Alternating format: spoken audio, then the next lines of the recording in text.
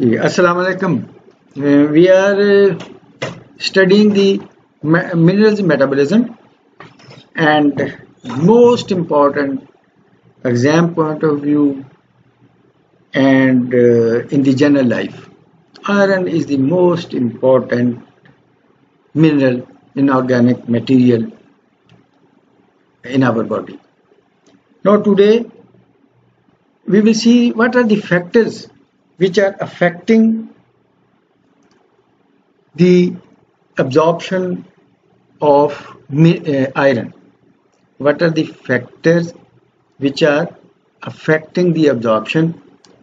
Factors which are increasing the absorption, some are factors which are decreasing the absorption of iron from the intestine. As you know that most of the material, most of the nutrients are absorbed from the proximal part of the small intestine. Small intestine comprise of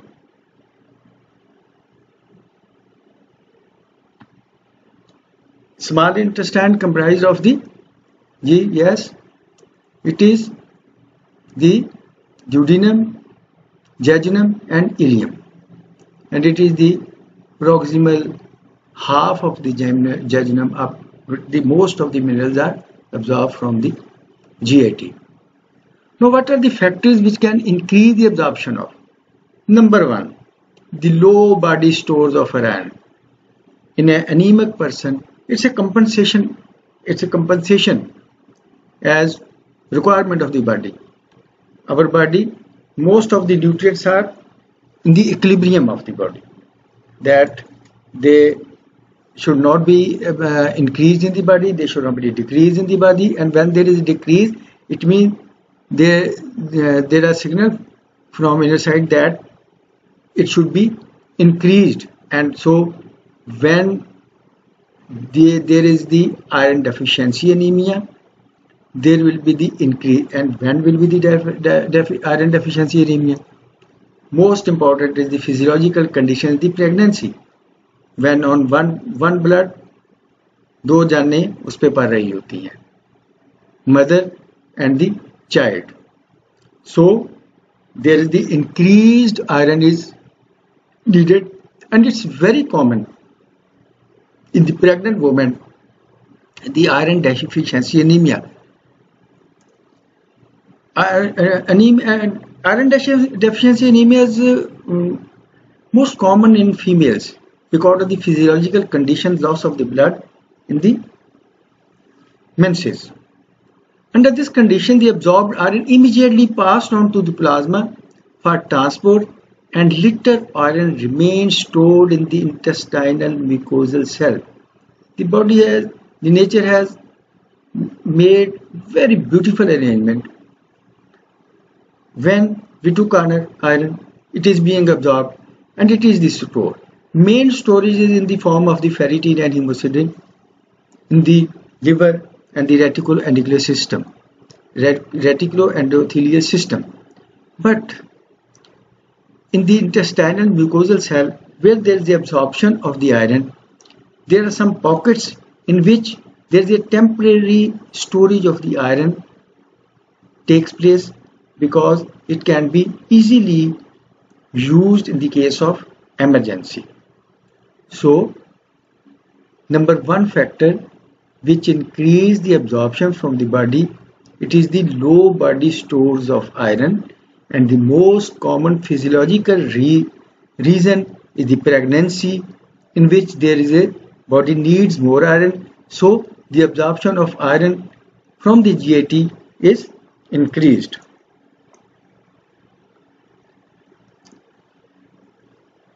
Then the second thing,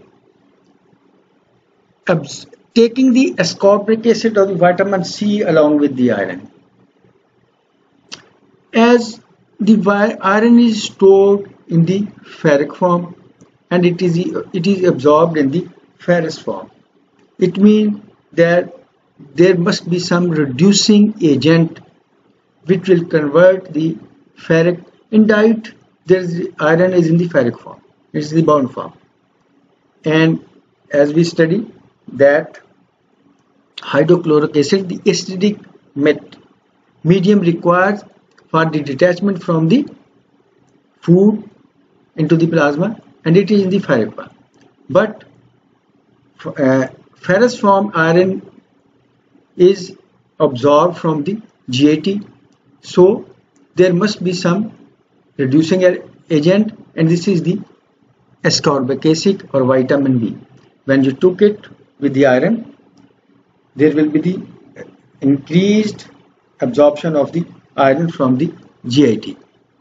Number 1 was when there is a deficiency, and number 2 when there is the vitamin C is in with the iron. And increased erythropoiesis due to high altitude blood loss. It's also a compensation mechanism. When to go to the high altitudes, what happened? There is a deficiency of the oxygen. Oxygen वहाँ कम मिकदार में होती है. So due to compensate this, there is the increased production of RBCs, and in this way at high altitude there is also absorption is increased, and immediately if there is a blood loss as physiologically in the menstrual cycle or with any reason, there will be also the increased absorption of the iron from the GIT. Then the intake of inorganic form. Inorganic form, if you took the ferrous sulfate, it will be increased. ये जल्दी absorbed हो जाएगा if you took it in the form of the ferrous sulfate in organic form. Then the certain pathological conditions of the body can enhance the absorption of the iron. Main is the hemochromatosis. Sometimes there is a genetic problem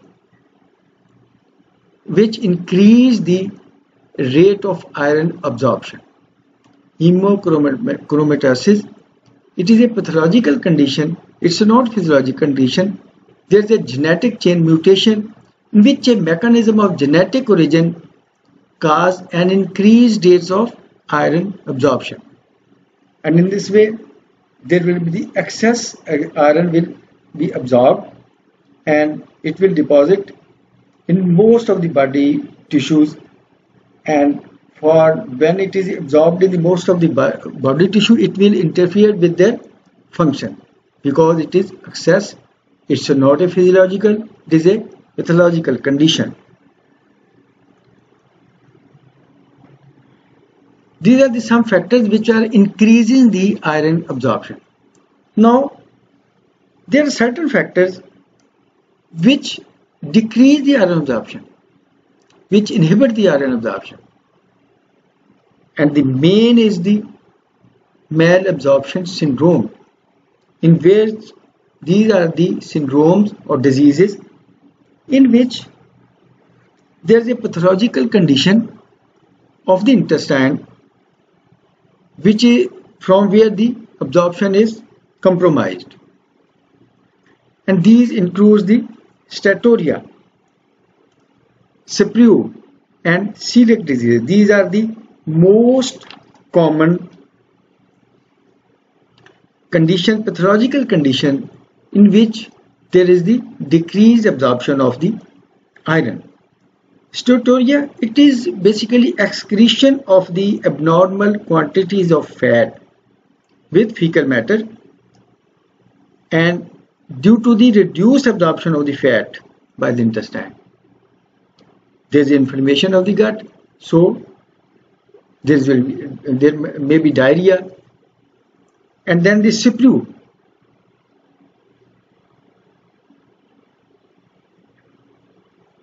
Sprue is also, it is due to the impaired absorption of and digestion of nutrients by small intestine.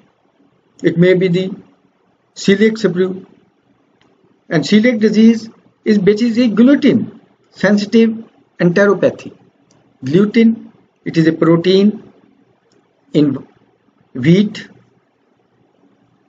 barley and rye, and so the presence of the gluten will decrease there will be the diarrhea, and diarrhea diseases, all the diarrhea diseases will inhibit the absorption. There will be decreased absorption in all diarrheal diseases. Why? Because there is less time for absorption. Number one is the pathological condition of the gut, and number two, the food remains, the nutrients remains for very less time in the gut, and it is excreted out within very early. So it is not being absorbed. Then the other reason, the excess of phosphates, oxalates and phytic acid. These are insoluble compounds. These are complexes, salts which iron made the insoluble compounds with the phosphorus, with the oxalates and with the phytic acid. So if the phosphate is present, it will become the ferrous phosphate, oxalate, ferrous oxalate, and phytic acid, ferrous phytates. These iron become insoluble because it makes the complexes from the phosphoric acid and oxalic acid and phytic acid. So it will not be absorbed. And most of the vegetable foods have an excess of phosphate.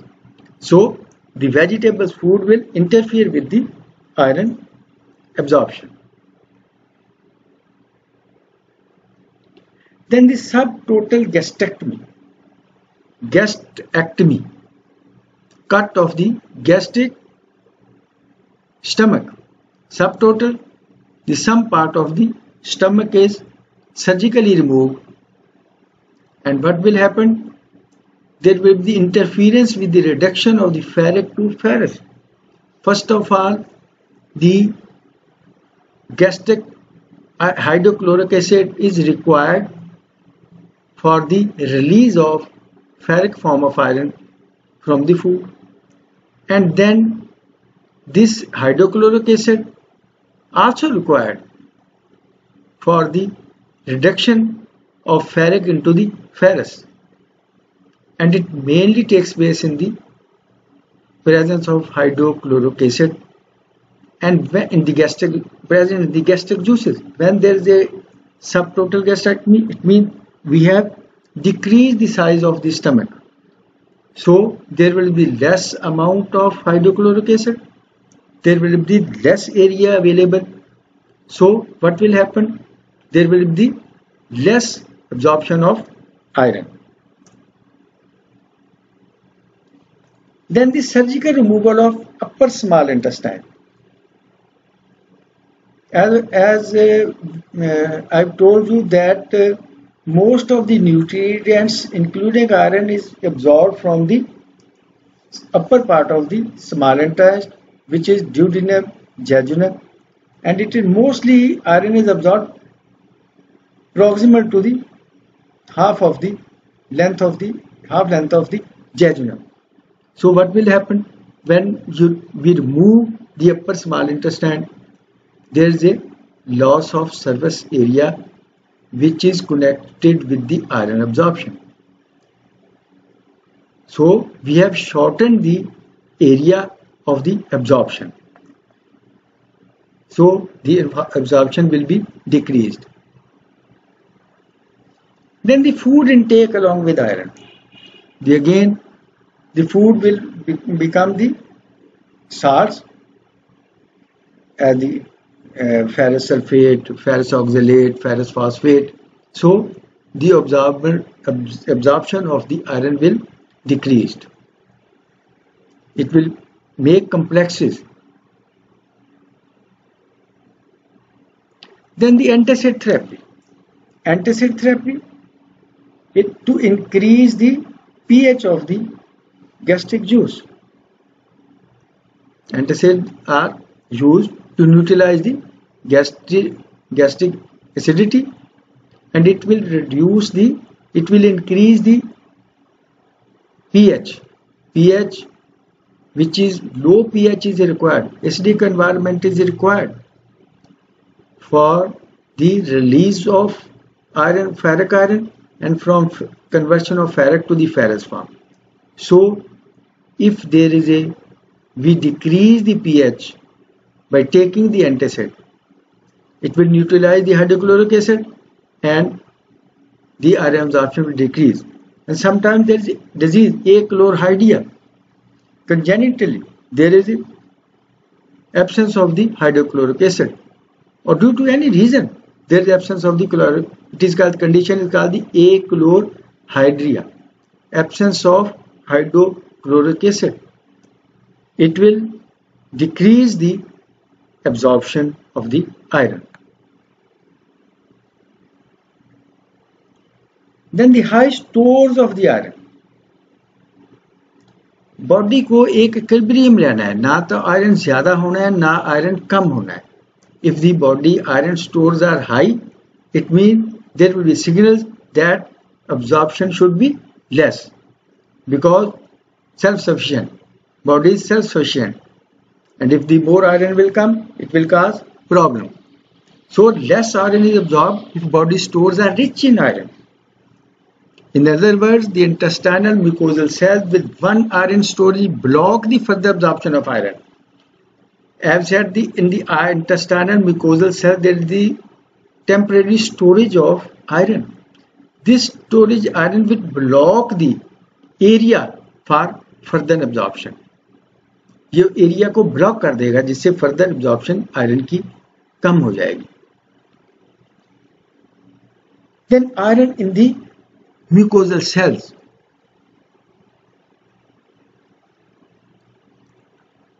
Now iron in the ferrous form entering the mucosal cell, and I have told you that when it is stored it is in the ferric form, and when it is in the released it is in the absorbed it is in the ferrous form.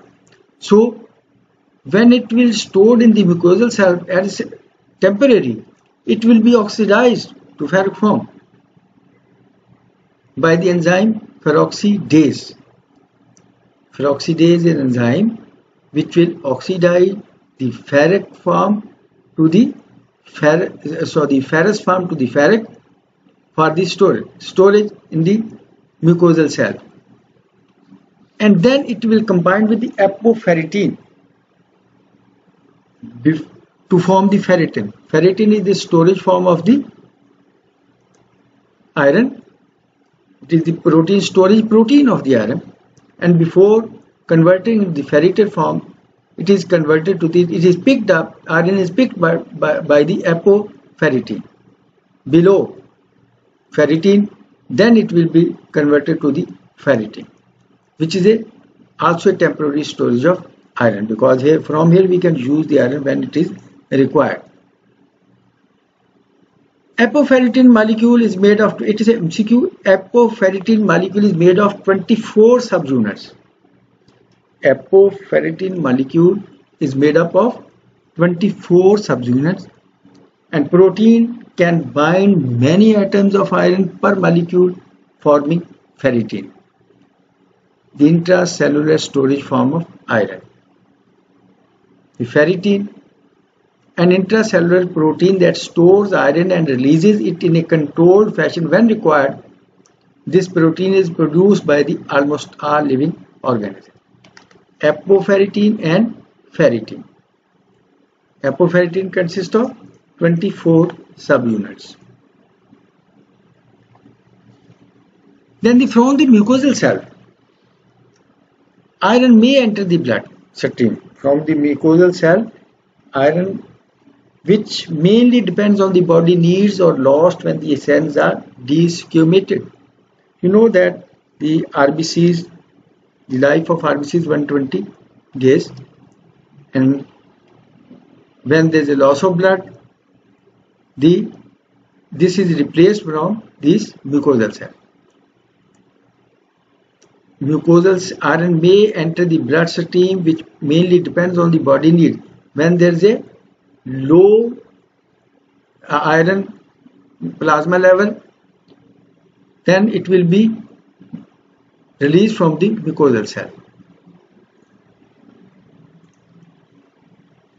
The iron absorption into the lumen cells of the small intestine is regulated by two opposing proteins, namely hepcidin and ferroportin, because we need that there is not excess absorption of iron and not very low. So there are two proteins which will be acting antagonistically. So one will enhance and other will reduce the absorption of hepcidin. Hepcidin, it is a hormone in the liver. It inhibits iron absorption in the small intestine when the iron is not required, and when it will be inhibit the absorption. It also inhibits the release of iron from the cells into the plasma. So from the mucosal cell, because iron is not needed by the body, so hepcidin will reduce the absorption and inhibits the release of iron from the mucosal cell or the plasma into the plasma. On the other hand, the ferroportin, it increases the release of the cellular iron into the stomach when the body requires iron. It will work when the body requirement is high. When the plasma iron level is low, ferroportin will act. The section of ferroportin is antagonized by the hepcidin, and hepcidin, it is basically these are two antagonists, एक दूसरे को ये रोकेंगे. A normal balance between these two proteins prevents iron deficiency as well as iron excess in the body. Both are lethal for the body, iron deficiency and iron excess. They both will cause the problem. So these protein hepcidin and ferroportin, they will both make the balance of the iron absorption. Then how the iron is transported in the plasma. The iron liberated from the ferritin of the mucosal cell. In the mucosal cell, iron is stored in the form, temporarily stored in the form of ferritin. It will enter the plasma in ferrous form. It is stored in the ferric form, but it will enter the plasma in ferrous form. Again, it will oxidize to ferric form and then it is taken up by a pink colored protein called the transferrin. Note again, it will be pinked up by a protein which is the transferrin or the siderophylline, and here it will be again oxidized to ferric form.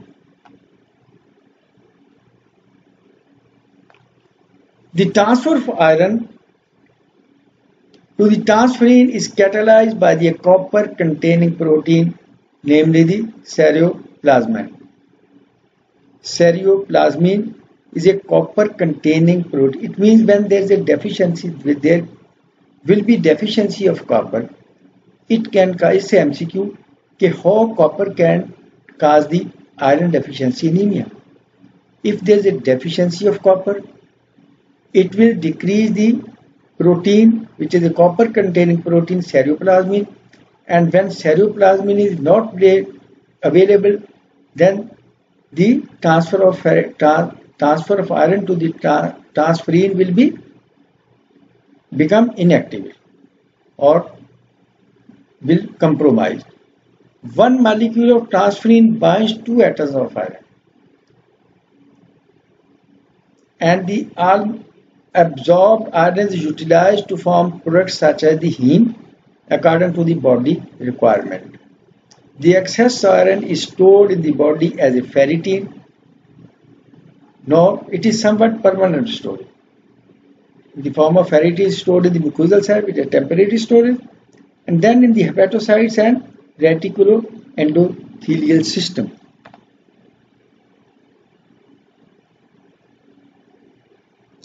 And total iron binding capacity of plasma, each transferrin can bind 2 atoms of ferric form of iron, and the plasma level of transferrin is about 170 to 300.